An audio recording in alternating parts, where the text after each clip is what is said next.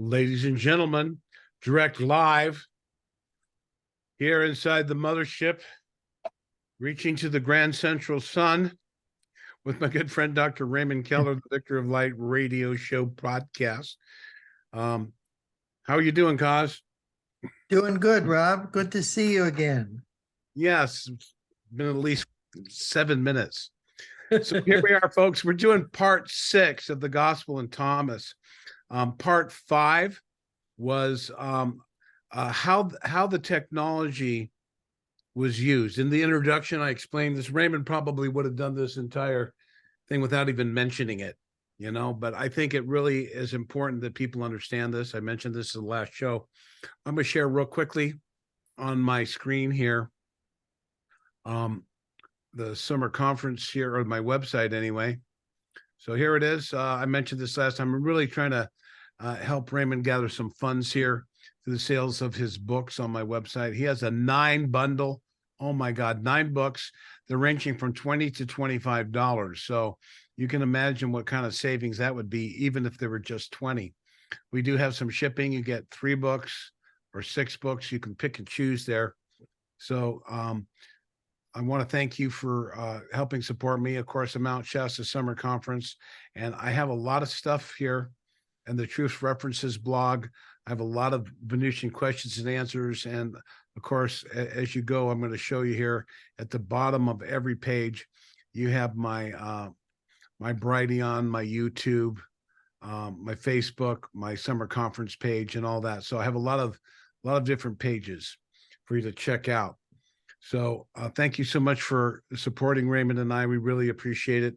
Things are a little tight financially for us. We did a couple shows, did not quite turn out like we wanted, but we had a great time. It's always wonderful to see the people there. I talked to Omnek the other day, and she may be coming on a show with me in the New Year's in regards to little fairy people that we talked about. So we're going to get right into this next gospel here. It's Christmas spirit time, so I've got a little eggnog, and I'm going to be dipping some cookies in there. So I'm going to go off, and Raymond's, we're going to have a conversation here. He's anxious to get back to the information in the gospel, which is important. But I think we can discover this now, as Raymond tells us, what you're going to have to go back to part 5 of the gospel if you're just seeing this. It's about how he's using the Urim and the Thumin stones. For those of you who don't know, the breastplate of Aaron was a technology that was given to Moses, and his son was using it. They carried the 10 commandments in there and some other items in the Ark of the Covenant. And when things kind of changed and Solomon kind of fell, I think that the covenant went into hiding. It was given, Solomon gave it to someone in Ethiopia, and I don't think it's even on the earth anymore. I think it's upstairs, what Dr. Frank Strange has said. The spear of Longinus and other artifacts, the Holy Grail, are kept off planet. They will be revealed in the future. So here we have my wonderful friend Raymond Keller. I talk about him all the time, every day. He's going to share with us. We've already talked about that he received this technology from the security chief of the Venusian, Alan, in an undisclosed location, and he was shown how to use this technology, which he decided to use over the Coptic text found in the Nag Hammadi desert in 1945. And many people think that Thomas died, or Jesus died on the cross, and that he really died in India. Well, this gospel puts that myth to sleep, bed, knock it out, and bury it, because he reveals here clearly that Thomas is Jesus's twin brother. You've heard that there's 2 Christ or 3 Christ. There were 2 Christs. One was Jesus, and one was his brother. So when Jesus died and resurrected, he asked, and you'll read that in this book, he asked his brother to go to India. And Thomas wasn't really keen because Jesus wasn't really treated really well, but he learned a lot there. and he did die in India. And they called him Isa on his tombstone, allegedly, that's found in Srinagar or somewhere in India. But in reality, they couldn't pronounce Jesus or the word Iesos, which means anointed one in Greek, which we call him. So I guess they called him something else. So Raymond was able to look into the past in a bilocation signal into the book of life through this ancient technology, which has been used by many people on the earth, including Joseph Smith, Moses, a guy named Paul, and probably many others, as we referenced in the Old Testament and possibly the New Testament. So thank you, Raymond, for that long, lengthy introduction that I gave. I'm sorry. Oh, you're quite welcome. Yes, it's somewhat recognized that Jesus did travel to India in his youth, but after he was crucified and resurrected, that his brother Thomas is the one who went to India and suffered a martyrdom and his own resurrection over there. So same old thing, tell the truth, get killed. Yeah. So let's describe it now. You're sitting at home, you have the best coffee, the wife's at work, and you got your breastplate out, and you start to go through this. Did you start, as you do in your book, did you actually start out with the Gospel of Young Jesus? Was that the first one you read? Did you read it in the order sequentially? Yes. I worked through it sequentially. Mm-hmm. Okay, so give us a little, we have some stuff in here. Give us a little off the books, off the gospel description of the life of Jesus in the home with his mother, or were there only the specifically what was written? I mean, were you able to see his mom? Did you see? Yes. Okay, please describe her. Okay. She was very young for a mother, and Jesus and Thomas were her first children. Although she had married Joseph, who was a widow, or a widow. What would be a widower? Yeah, a widower. And but he had other children, James and some others.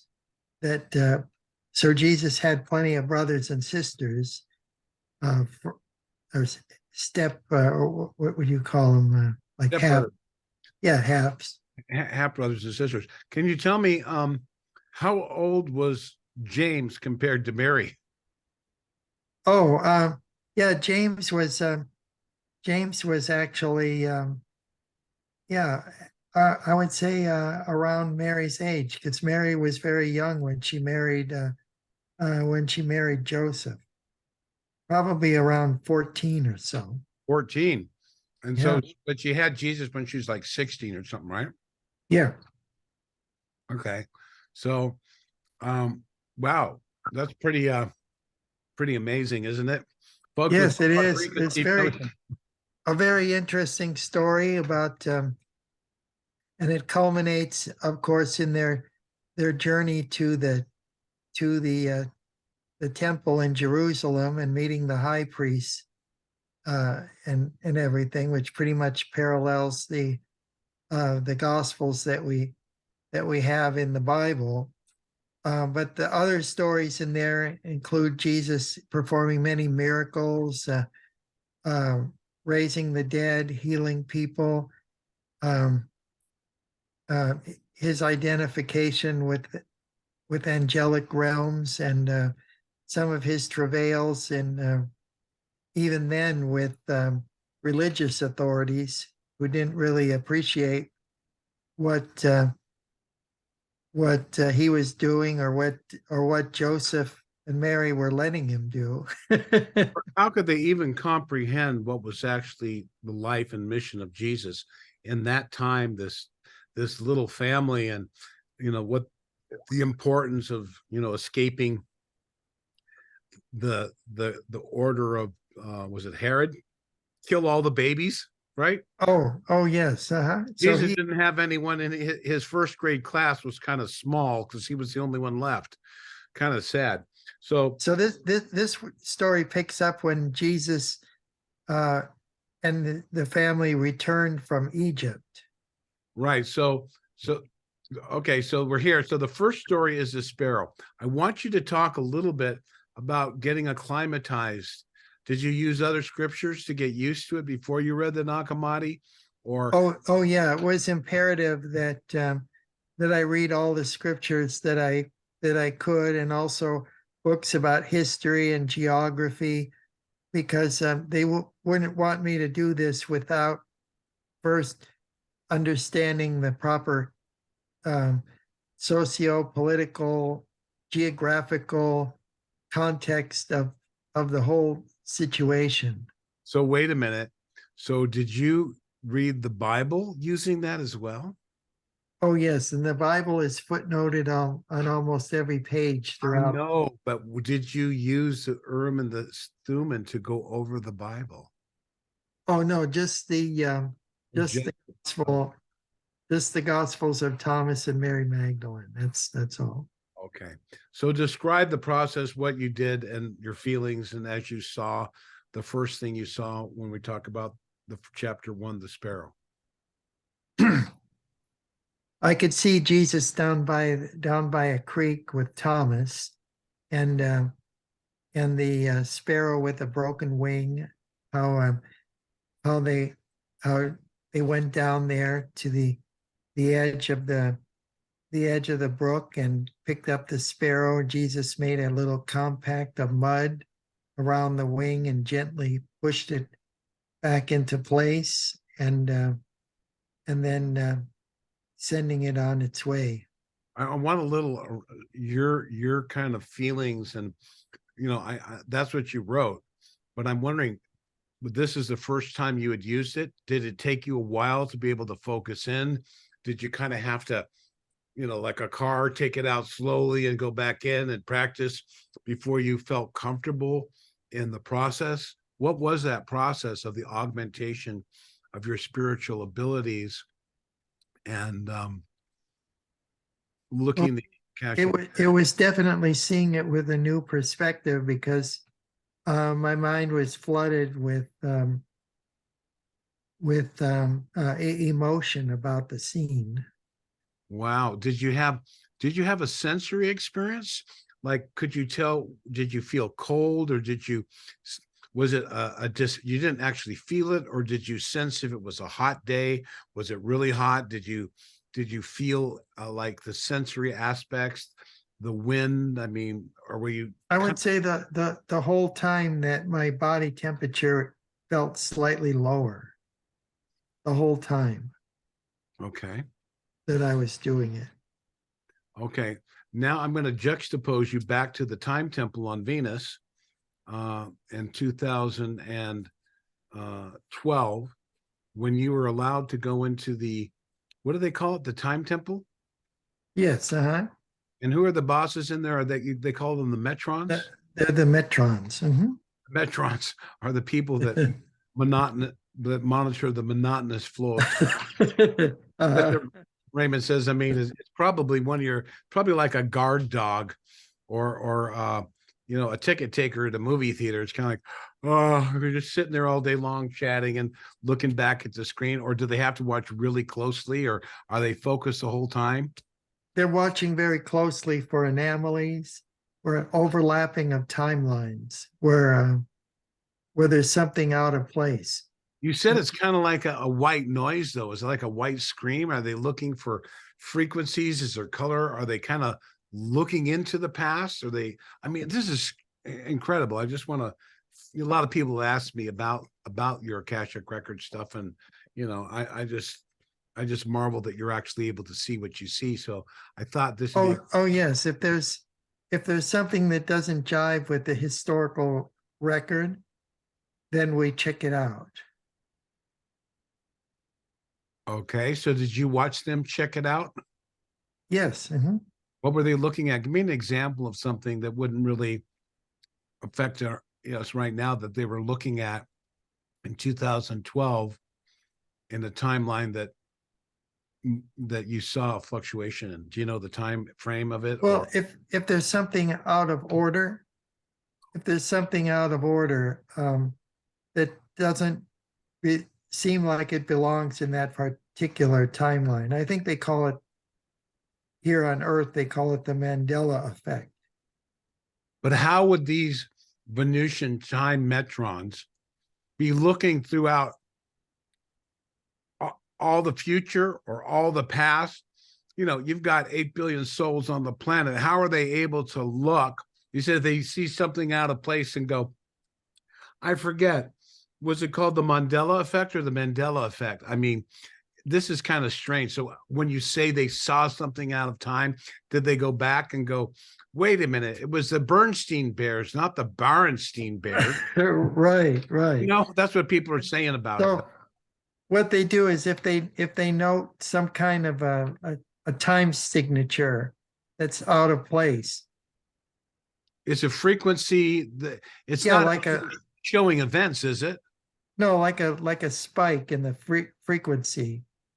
Then they'll check it out to see what's going on. Don't they have an automated artificial intelligence that can also do that in real time? No, they don't use artificial intelligence. Not at all. No. Is it too dangerous? Yes. They had a war a long time ago to overcome the AI. But can't the AI be programmed to follow universal law and be a good thing?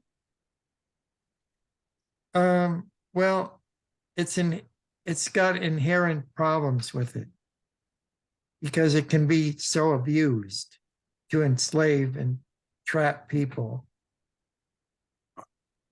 Okay, this is another area I didn't think the conversation was going to turn. I don't want to go there. Let's go back. So, what do you Well, let's see? just say that the Venusians, having put away artificial intelligence after a long war, Develop their own. they developed their mental faculties and the powers of the mind. So what we might look at as sort of like magic versus mechanical technology. Right. Okay, Cos. So I think you know what I'm trying to talk about with the temperature and stuff. Can you explain a little bit? Um, you know, we're seeing him down here. He gets accused, and then we talk about you know the young, the bully, the son of Honest that um, wanted to bully Jesus. Um, you saw him fall dead, and then Jesus resurrected him. I mean, obviously that was an emotional experience. I mean, were you focusing on that whole thing the whole time? Did you often look around to see the surroundings, or Oh yes, in the context of the place where these events were happening, that was very important to see Nazareth and understand how the people were over there. And some that were close to Jesus and his family uh, were very kind and receptive, but others were skeptical because Joseph was a simple tradesman and a carpenter and um, doing masonry and laying in tiles and mosaics and this kind of thing. a So blue they collar worker in here? They have this super prodigy and spiritual and all kinds of things. So I guess he received some flack. You can imagine, folks. So, can you tell us how many people were in Nazareth? Was it a large village? Did everyone know everyone's name? Was it 500, 5,000, 10,000? Yeah, I would say it was probably about 2,000 people. They had enough people there to have a synagogue, which was impressive. Wow, 2,000 people. That's like a large high school. Yeah. Wow. And how bustling was the trade and interaction? Were they on the route or, of the traders, or did they get, obviously they could go to certain areas and get a more, Well, in- it was very important that it was on the road to a city with a lot of Greek and Roman settlers or colonists, Sepphoris. And so Joseph did a lot of his work and a lot of his trade over in Sepphoris. the Sepphoris was the closest big city. Yes, that was the nearest, yeah, metropolitan area, if you could call it that. And what was that like? Were there a Well, lot there of, was a lot of rich Romans and Greeks, businessmen, and even military personnel, and it was in the Galilee district, so that was a lot of tourism even. wow. So, interesting. So was there a large, very racial? I mean, were there Egyptians? Were there in a lot of Hindus or minor or Greeks or Romans? I mean, how bustling was Sepphoris? Yeah, it was along the trade route. If you headed uh, north or south, all the major cities were along that route. So they were a minor city. So there was, if somebody broke a wheel or something, Joseph would fix it, and so it was never out of work. Hmm. So I'm trying to get, was there a lot of water fountains? I mean, what the houses were made of wood and mud, or were they stone, rock, and mud? Did they have a type of concrete, or did they fashion bricks? What was the preferred form of construction of the It average? looked like a kind of adobe or like a mud pack thing, but they all had flat roofs. Right. So they could nude sunbathe and stuff. I, I don't think they did any sunbathing, but they have ladders from the inside of the house that go up onto the roof.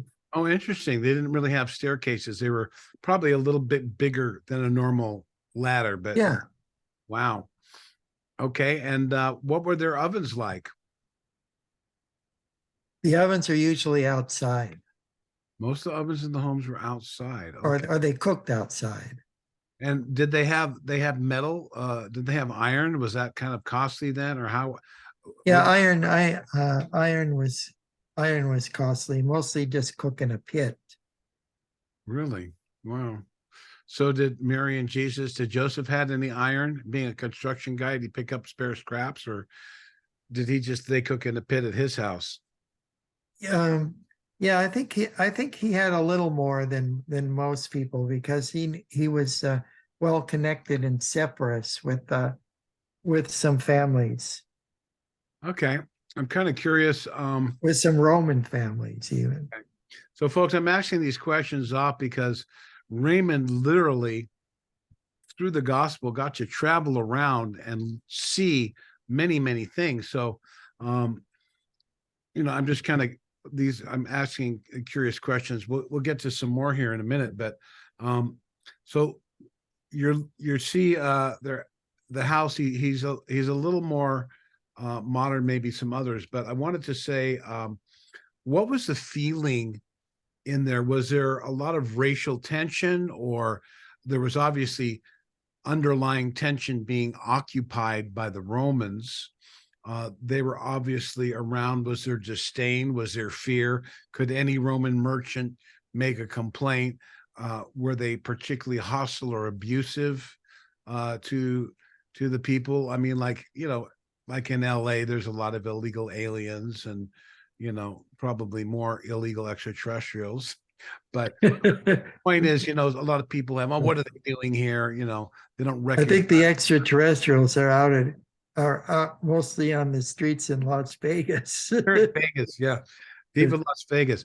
So, what was the kind of feeling? I mean, was there any tension? Was it pretty much a slow pace? Everyone had to walk everywhere. Were there a lot of horses? Did they have like wagons that would carry groups of people, like buses? Tell me. Yeah, most people walked. And Yeah. how far was the walk to Cephas, would you say? About 8 miles, I would say, maybe. That's an overnighter, pretty much, right? Uh, but there was a well-worn path and road to get there. Were there a lot of horses? Yeah, rich people could afford horses, and a lot of people had asses or burros. Okay, and were there any camels by chance? Yeah, camels. Mhm. Few or not really, or some? Some. Okay. And how about the larger like wagons? Did someone think to do like a bus type thing, or were they hitch a ride, or yeah, we've got room kind of thing, or Oh yeah, yeah. I would say, yeah, a lot of carts to move stuff. Mhm. uh-huh, And a haul stuff to market. Mhm. uh-huh. And another question, there's a lot of talk about Jesus being in the scene in the gospel of peace, where supposedly Jesus healed some people. In other words, I'm going to ask, was Joseph and Jesus's upbringing, was he a vegetarian? Most No, he ate meat sparingly, sparingly, but throughout it, and in the like in the Passover they would eat lamb, and also they ate fish. They ate fish a lot. a lot of fish, yeah. So the idea of him being a vegan or living on a vegetarian diet is kind of probably a hippie myth then, right? More or less. Maybe not so much when he went to India, because he would try to comply with the and when he after his 12th birthday and the experience in the temple, he did go off with a merchant from India, where he did learn many. Did he tell his parents, or did he just disappear? Say, I may be gone for a long time. Don't worry about No, me. no, he told them. Yeah, he wouldn't just take off Yeah. So how long was he gone? until the age of 30. So we Wow. had 18. Then he shows up sometime. When did he leave? Like 13 or 14 or when? Yeah, like right after 12th birthday. Wow, he was gone like 12 years Yeah, or more. and so that there's many accounts of what he did in India. Um, Where are that those located? Yeah, and there's a famous Russian that documented the life of Jesus. He went to a Tibetan monastery and translated the life of Jesus, and then there are even accounts Wow. in China about the visit of a prophet a young prophet from the Middle East. No kidding. He went to China? Well, there are accounts, but I think that they got those accounts from the Tibetans. Right. Because he would be after his resurrection if he went to China, and he may have. Who knows? And then so it was Thomas that went after Jesus's resurrection. Right. And then Jesus went, he was only on the earth for a short time, about 40 days. Okay. So before ascending. His mother's quite young. And with James and some of the other kids being around her age or even older, possibly, I mean, what did they think about when where did those kids go when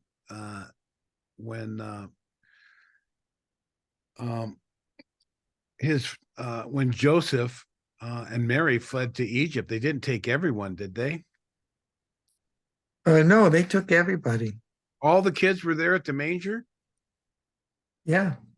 Holy smokes, the whole kit and All, caboodle. all of Joseph's kids with the previous wife Wow. that So passed on. so how many were there before the he had what, 3 kids or 2 or what? Um, let's see, he had another brother, Simon, and some other ones. They're listed in the Bible. Okay, so his brothers were apostles, James and Simon and Thomas. It was like a family And affair. then he had he had a he had later on. Then Mary gave birth to a girl, Judith, and some other ones, a couple others. Yeah. And the Alon told us that the third one was born in France, right? Yeah, Yeah. that was Jesus's own Years pregnant. Yeah. Mary Magdalene. Mhm. So and so she had Judith, and what was the other children? One was a boy, right? Or no? Yeah, one was a boy, and then there was another one named Sarah, I believe. Again, Catholics, Christians, closed-minded people, don't come hunting us down because you're hearing something different. I'm sorry, I got to make fun of these people that are so. Well, I mean, it's in the Bible if people don't believe it. And then, Right. of course, then there's the legends. And um, maybe the viewers might want to know that we went to Glastonbury in the United Kingdom to present this gospel in the Glastonbury Abbey. Yeah, we did. We're in the Glastonbury Abbey around the corner at a beautiful event there. I can pull some photos up. So, Kaz, okay, so again, um, you're very good at like pushing me away from the technology, but I wanted to discuss here. So you're looking, um, say you're looking at Jesus talking with the disciples. A lot of the Acts of Thomas, where he's describing what he was doing, was a lot of that part. Was he just talking to his disciples, or did you witness in the Gospel of Thomas or in the Acts of Thomas, um, Jesus speaking to crowds and people and how he was received? Did you see people happy to see him? Did he get a lot of flack from people? I mean, you obviously you took a year to do this, and Yes. Well, there were in the Gospel of Thomas, it's mostly the esoteric teachings. So these were done in small groups of disciples, although there are a few that were at mass meetings, but mostly in the like an inner circle, like Dr. Frank had, very, very similar. right. And then the Apostle Thomas, when he was in India, he did the same thing, but he had more public meetings recorded there than one-on-one with the disciples that he made there in India. Yeah. And then of course, the Acts of Thomas also includes confrontations that he had with the authorities. I know. Yeah. Um, so did you get to witness any clashes with the authorities with Jesus? With the religious authorities, but not with the political one. Not with the Roman. And it was a wise policy that Jesus had there to not become so political and enmeshed with the with the conflicts with the with the zealots and everything that was taking place back then, because that allowed him to continue his ministry and his message. And the fact that it wasn't time to overturn the the intruders or the no, it wasn't time. And And he probably would have been able to go on longer had it not been for, the betrayal in the Yeah. Judas. Yeah, that's kind of sad, but um interesting. So let's go into Sepphoris a little bit. Can you give us a description? You're coming into town, and is it on a hill? Is it in a valley? Was there always plants around? Were there farms usually near each settlement? I imagine the food wasn't far away. Was water plentiful? Um, Oh was yeah, the water was plentiful. There were fountains. Um, the homes were more upscale. Uh, homeless or more upscale? I like it. Tell me about it. uh, and more foreign influence of Greeks and Romans. So much more cosmopolitan, less closed-minded. And so Right. when Joseph would take Jesus and Thomas with him to do work in these homes, if they had scrolls with books and so forth, then Jesus would. Thomas mostly stayed with his father, Right. but Jesus went into the library and got permission to read through the books. Why don't we talk about the not the local Jewish guy who wanted to teach him? Let's talk about the was it Roman or Yeah, the there was a Roman there. Uh-huh. no, there was a Roman who they were in his home, and he took a liking to Jesus, and and uh and Thomas was happy to continue working with his father, and he said he would train him. Why don't you talk about that, what it looked like, and little, give us a little bit of the setting without using your words in the gospel. Tell us from your memory the clothes he wore, the type of things. I mean, I'm fascinated. Are the movies pretty accurate when you see Yeah, the? some of them are. One that was particularly accurate that I remember depicting the scenery and everything was and the way people dress and everything was King of Kings. Remember that movie? I think it was starring Jeffrey Hunter as Jesus. I It think took place in 19 or they made the movie I think in 1961. I think I remember that one. Yeah, it's a little more accurate I think than More the other. sandals and yeah, not as fancy horses and all that, right? Just it's kind of like barely. He just wore a simple white robe, Uh-huh. and that was enough. I think that was a little better than 1965. They made that movie called "The Greatest Story Ever Told." That was a little more melodramatic. Yeah, was Charlton Heston in that? I think Charlton Heston might have been John the Baptist in the Yeah. in the the greatest story ever told. Huh. Yeah. But the John the Baptist that's depicted in the King of Kings is probably more like the real one. Okay. So did you get us? Did they give you a secret hiding place for these things? Did you put them under your bed, or you can tell us now because it's over? But I mean, security was tight. Obviously, they were watching it. They probably had a little watcher on your house, reading everyone.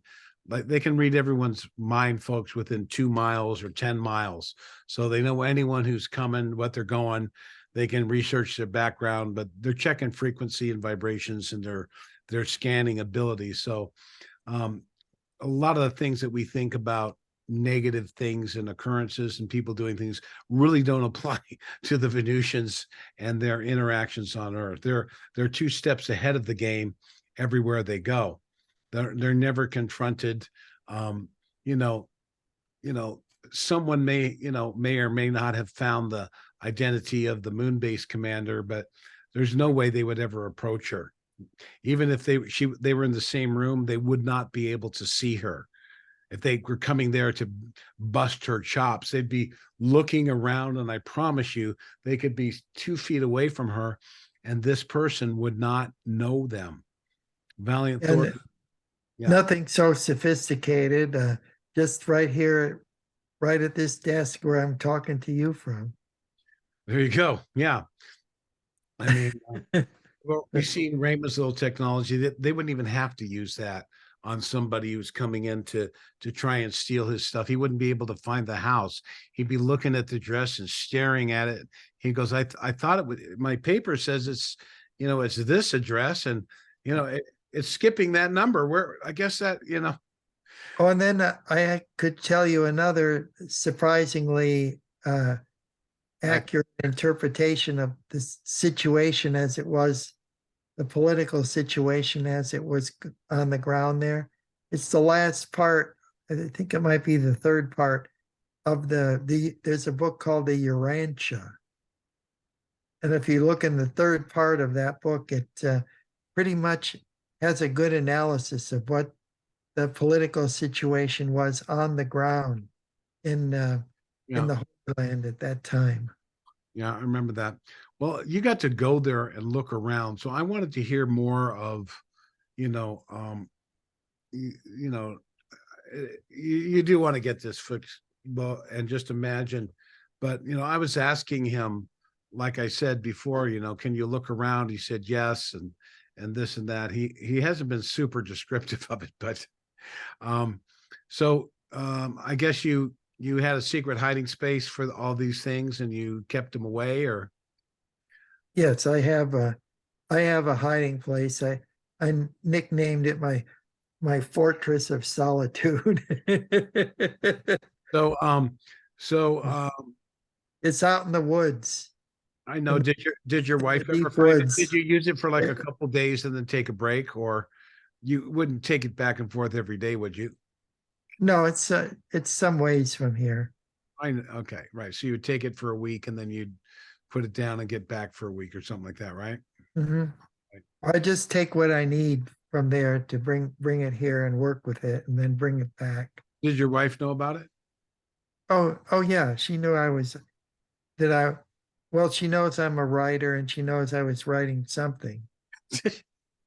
Did she go, "What's that get up you got on?"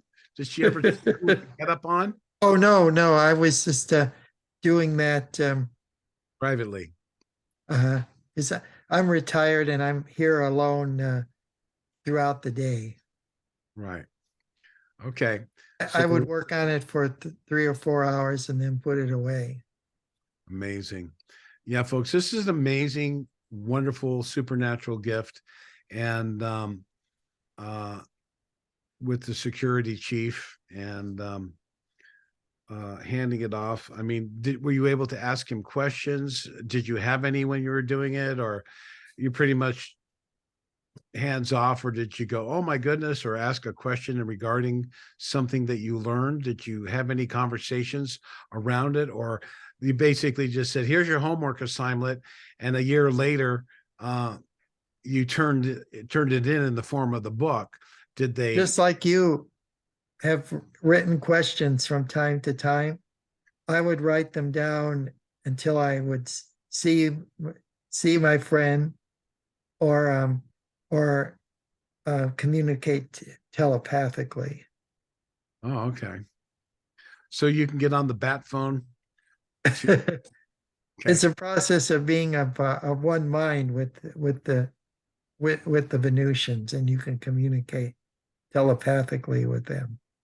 I do feel myself reaching out and connecting to the Queen and Val, Alon, and Commander Reigns. I just have a thought about them, and I start thinking and I pondering, and it is very inspiring, folks.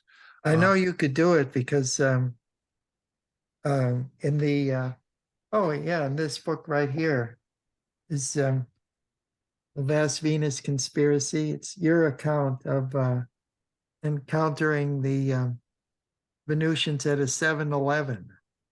oh yeah, I mean, I know when they're around, and I'm meeting them, and I was having a telepathic communication with Don Thor. I mean, it's like I just know for a fact. I recognized him. I wasn't quite sure, but the energy was just up, and the synchronicity and the fact I was amazed that they had been following the conversation with Gabriel Green, and they thought, okay, that's a good conversation. Let's get the beam ship. We're going to come over. We're going to drop that car in the desert. They could have been in Las Vegas. And I imagine, folks, in 15 minutes, they just moved the ship. The couple crew members went down, got into the bay, and they drove that mint condition baby blue 57 Chevy off, and they put it to the 7-Eleven to give me a little flyby. This is part of that. Yeah. That's a great story. And if people order this book, they can read about it in here. I even have a picture of the car. Oh, yeah. It's amazing. This thing. And I actually talked to another member. I can't reveal his name here, but he's another member of the Council of 12. And I'm not sure how many women are on there, but for those of you who know Celestine Isha Starr, who came, she never revealed to me that she was a member of Valiant Thor's inner circle, but she supported me wholeheartedly there.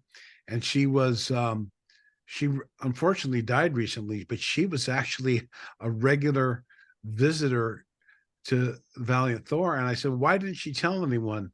And Raymond Keller said, it's kind of a sacred, Valiant Thor said, it's a sacred experience. She didn't want to do it. And I said, hey, my feeling is it's like casting pearls before swine. And I do get the slack, and I do have some heartache from it. But I told him, I said, I don't know, Val. I said, I feel like it's ingrained in me to share this, to broadcast it to the world like Dr. Frank did. But Dr. Frank, he did not speak as openly or publicly as I did esoterically. He would focus his more public talks specifically on the message of Christ and stuff. But in private, in his inner circle, he would talk about going on board the spaceship and all the stuff that most people can't digest. Rob, in this book, we were talking before about the technology. This book describes the battles that the Venusians have to control their planet, fighting the tech. And it says, a warning from Venus, don't lose control of your technology. And then in the first part is, exploring exploring the Mormon connection there. And there's an interesting paragraph that ties in a television series, an old television series, with the fight against a time tunnel. No, the fight against technology. It was called Battlestar Galactica. Oh, Battlestar Galactica. Okay, yeah. Yeah, that was written. Want to hear this? Yeah. Okay. In the Utah church, for example, Brigham Young is quoted as saying, he, Adam, was the person who brought the animals and seeds from other planets to this world. He brought a wife with him and stayed here. In this case, the Mormon prophet Brigham Young was providing his interpretation of the book of Abraham in chapter 5. The space age religion preached by Young continues very strong even unto this day. Many elements of traditional Mormonism have even made their way into science fiction. Mormon television program producer Glenn A. Larson, the creator of Battlestar Galactica, incorporates a council of the 12 presided over Commander Adama. The home of the gods is the planet Kobol, which is an inversion of the letters that spell out Kolob, the planet of the gods presiding over our galaxy in the book of Abraham. The citizens of the allied planets can marry for time and eternity, and the uniforms and motifs for the Galactic Federation are decidedly Reformed Egyptian in character. Additionally, Robert A. Heinlein's Starship Troopers see soldiers dispatched from Earth to defend Mormon colonists on distant worlds where their settlements have been overrun by an indigenous insect uh, insects trying to protect their home turf.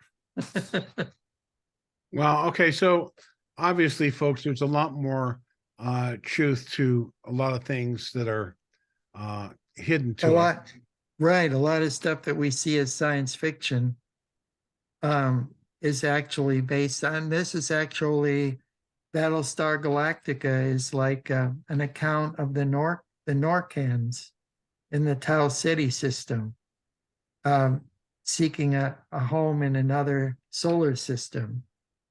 And you know, in the Battlestar Galactica, they have to fight these tech robots called the Cylons. So all this is reflective of stuff that really happens up there. Right. Okay, cause let's go back a little bit um into the gospel and the technology. So you're telling me as soon as you learned how to do it, you didn't have to practice it. It was second nature to you.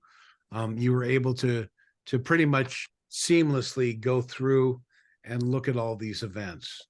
Yeah, I had a lot of practice with all the other members of our group with Clayton back in the 1980s, and so this was very good, good experience. So you were actually able to do a type of psychometry of things, or Yeah, it's a kind of psychometry. Mhm. how do you know if it's just your imagination? Well, it's more than that, because with imagination you could just write something, but you don't really know, you don't really sense it. But when your body becomes charged, like when you're standing outside in a thunder right before a thunderstorm with all the negative ions coursing up and down, Uh-huh. and and then the atmosphere in the room and everywhere around you turns like a golden aura. That's definitely not something that you'd experience just writing science fiction. Okay. Um, let's So see. the device actually augments your psychic powers so that you can be able to do that. Okay. Um, all right. I'd like you to, if you could share, if there's anything else you can share about the Urim and Thummim stone and the breastplate of Aaron. I mean, you must have. I mean, I'm not from an ego sense. You must have felt very blessed to be able to be putting this on. Uh, I mean, what a sacred and holy responsibility. I mean, Yeah. I was bursting at the seams. I think I hinted to my son once about it, and you know, he couldn't grasp it. He wasn't there to actually even perceive what was taking place. And you know, Well, well, it's like Annalise Guerin wrote in all of her 9 books. It was all about about Revelation continuing on and its accessibility by everyone. It's mhm, not it's not something that the the gates of heaven, the windows of heaven are closed up, but anybody who really seeks after these things will find them. And okay, Jesus stands ready to help us. You know, okay, he's okay, in folks. Revelation, behold, I stand at the door and knock. If anyone opens the door, I'll come into him. So that this is not anything that's beyond reason for any Christian, really. Right. I know they get a little triggered here. I think the religion has a little bit of some programming in there, but I appreciate people's faith in God and to looking for the truth. But when you stand on a mountain top and beat your chest and throw a Bible around and start acting crazy like you're the only one, or that's the only religion, or your priest is right, and how dare anything contradict your interpretation or your limited view of the Bible, which you probably don't even know. You could probably spout out a passage and scream and talk about sinners. But, Raymond and I mentioned this in a previous gospel where, Christ said, listen, you can claim me and say you know me, but you may not, if people are starving on the street, if you're not acting in tune with Christ and the positive message, you're Oh, not really Rob, excuse me. Let me get that phone real quick and then I'll. cause has a message. Okay. Mute Yes, yourself and I'll take over for a second. Oh, okay. Thank you. A little infomercial, folks. We're going to come back to cause. I hope you're finding this interesting. As always, with Raymond, it's a little difficult to get him to talk about himself. So he didn't mute. I'm still on it, Mike. I'll call you shortly. So I'm going to play this little video here, folks. I want you to see this hat on my head here. So I'm going to play this video, and this video is about the pyramid acting as a Faraday cage. People talk about these little necklaces of EMF protection. This is one that really does the EMF protection. Okay, so I'm going to share the little infomercial here. So I'm going to share this video I did in my house just to show you the power of a pyramid. So we're seeing how a pyramid goes over this thing here. I'm trying to get it to start. Okay, here it is, 214, 217. I have a phone on, high frequency EMF. There's a heater nearby. And now I'm going to put the pyramid over it. Boom. Look at that, from 221 down to 71 at one point. So that's a tri-field meter. There's a proof, folks, right in your little pudding there. So you get to see for real. Oh my God. I didn't want to, where am I? I want to make sure I'm, what am I sharing on the video? Is this, oh, you're seeing the thing here? Let me stop share. Okay. So that was a video.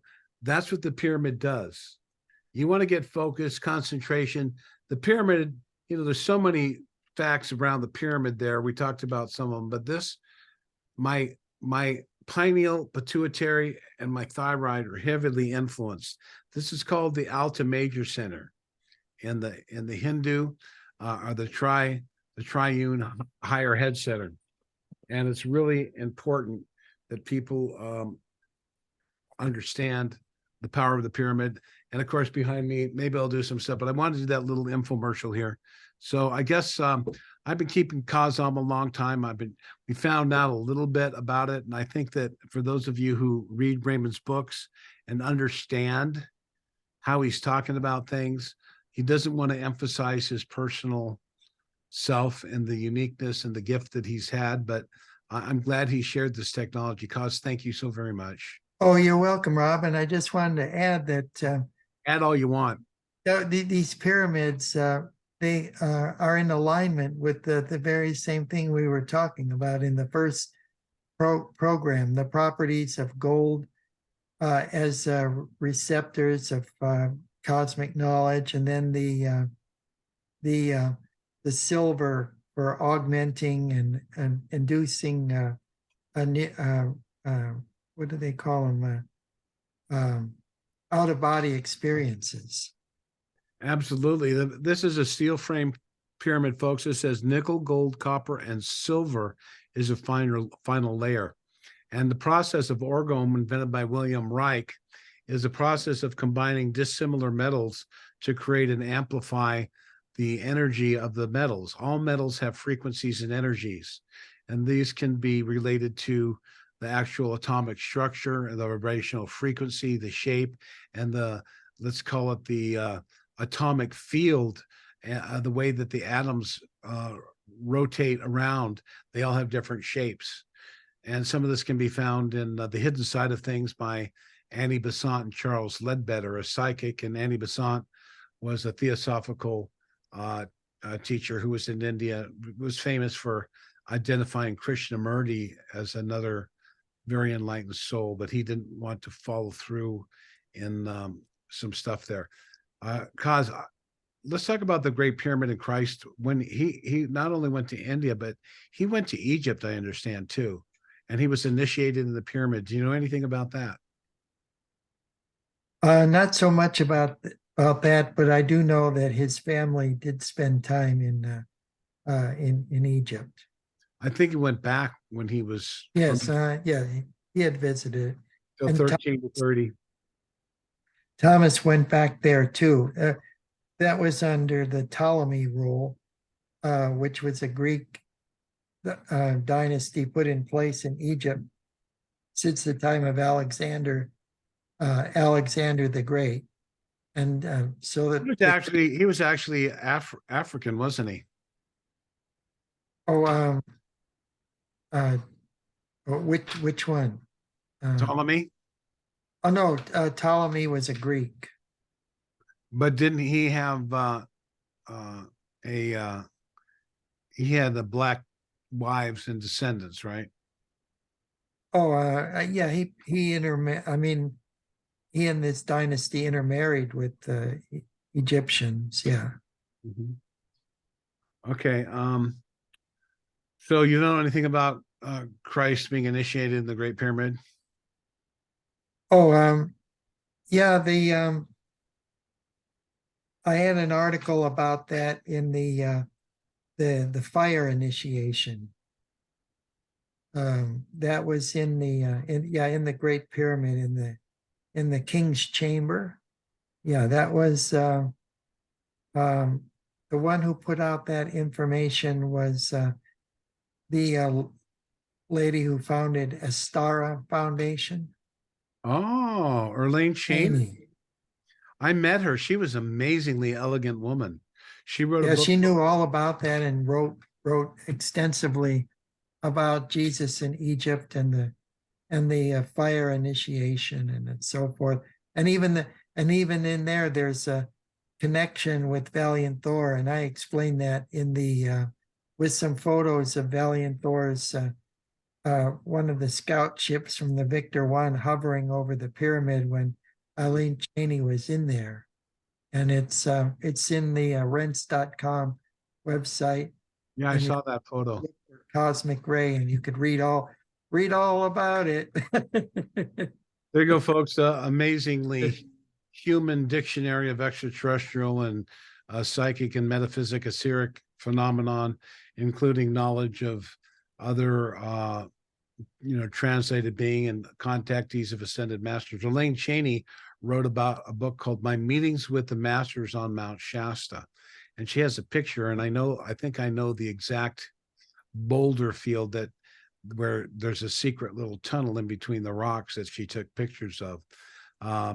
So she was taken up on the mountain and went to a meadow, and amazing stuff.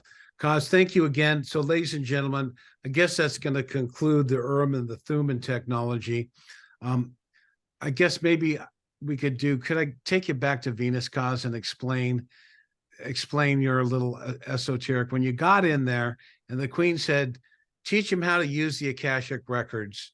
They weren't really happy with their normal rules, but it was orders, so they acquiesced.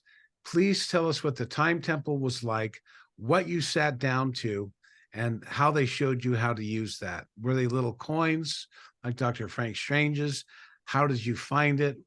I mean, share a little bit of that. Oh, sure. Thanks, Gus.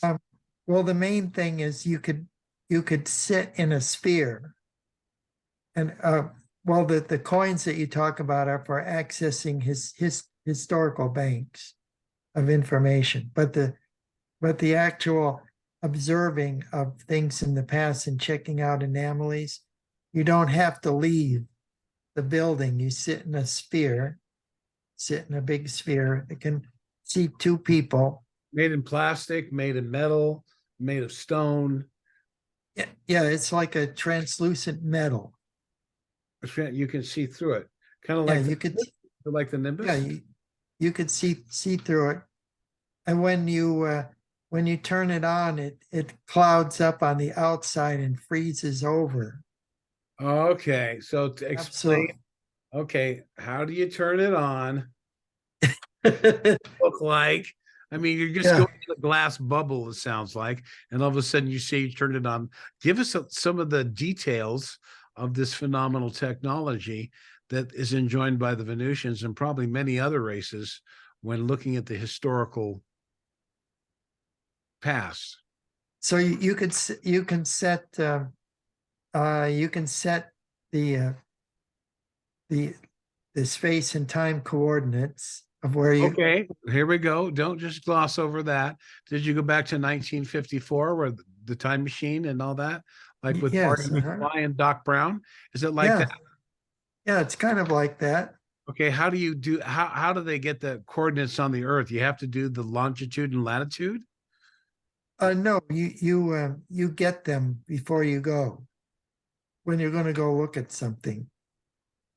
So And you were looking in the research of your books, you're looking into Orfaleo Angelucci.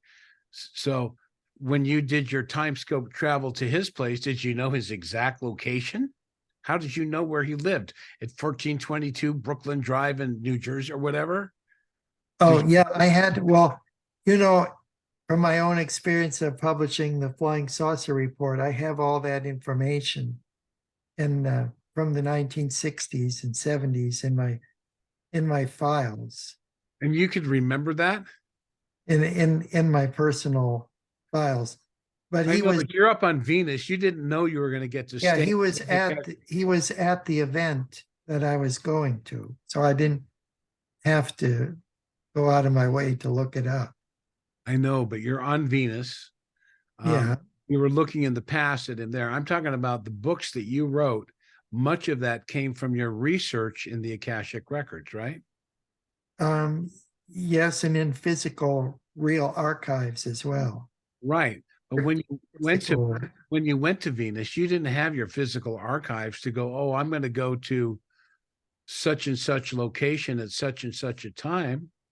Did you? right, but I was only going to look at one particular place in there, the first interplanetary spacecraft convention. So I That's in didn't. your time travel. But the other books, is that all from your personal files? That's not from Akashic record reading? Yeah, and correspondence and material from these people to Wow. and from. Mhm. Okay, so your Akashic records didn't really contribute to the um, books you wrote. Well, in understanding the context of what was taking place, what I was writing about, yeah. Okay, well, okay, I guess that's enough of And, that. and so, you know, even the information about Paradise, California, before 2 years before it burned to the ground. Yeah, yeah, I know you researched a lot of that. I thought that when you It's started, in this one. yeah, I thought when you were looking at the archives that you were actually researching.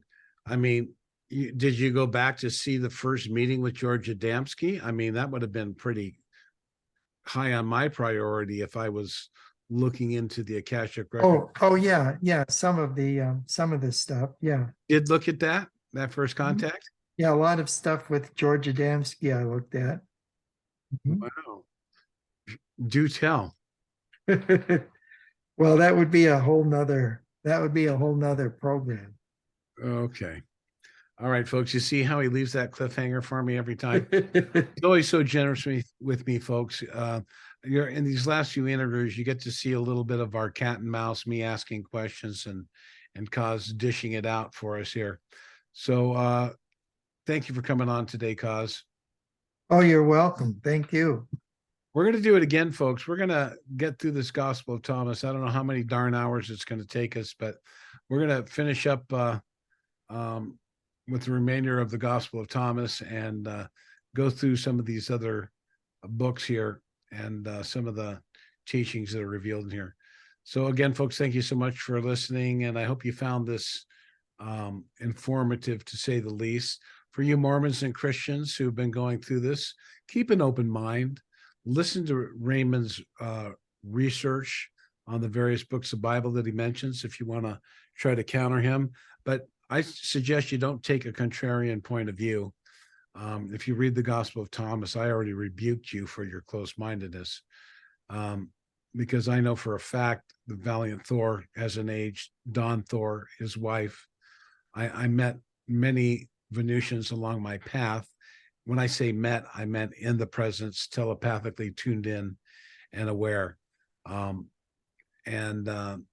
thanks to Raymond, the interviews have given me a lot more knowledge and power, and renewed my vigor for this mission to let you know that we're not alone, never have been, never will be, that God has a divine plan for us, and that it is being carried out at the appropriate time as we learn and grow through all the challenges.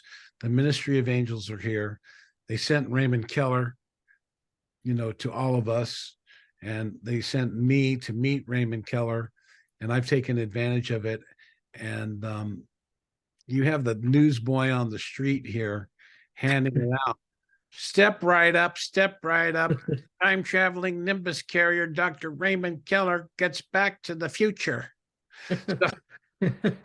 Anyway, So, Rob, when is Omnet going to be on to talk about the? we don't know yet. I left a message, and I'm trying to get her to do a Zoom call, and maybe you could join us. We're going to go over the little fairy video. She told me the other day that she had, when she was in Germany, I think I mentioned this to someone, but she was in Germany, and she was meditating in a forest, and she looked down on her foot. There was a little gnome. The gnome was smoking a pipe and everything, and she spoke softly and kindly to him, and she saw his house was messed up, and so she kind of fixed up his house, and she was staying at a place and went in the back again to meditate, and he left a little crystal for her on her chair. Oh, nice. That's what happened. Right. That's what happened earlier in 1987, before my experience with the lady in Cara. I brought some team from Argentina up there, and the woman that was there just looked down at her feet, and there was a big blue crystal. Wow. Oh, yeah, that's right. Yeah. So check this out, folks. This is a real thing. I've done a video on this. You're gonna have to check out my website. It's gonna be my newsletter. You want to sign up for that. So I'm kind of doing a special on this guy who in England was able to see some of these creatures. This is like a little lemur type person, but it's a real little person, a human. And this guy found them, and they've kind of tolerated him. He hasn't posted anything in 2 years. So look at these cute little creatures. These are very small. And remember the trolls, Raymond, when we were kids? Oh, yes. Movies? This is a real being. They live underground mostly. Look at the dark eyes. This is not a negative being. These are just the most cute, adorable, fragile little creatures from just below the surface. So I'm revealing a lot of crazy stuff here, folks. Talking about Christ, and now I'm showing you the little people living in the forests, and the wee people. He's so cute. And there's a bunch of different ones. And look at the little troll. It blows my mind.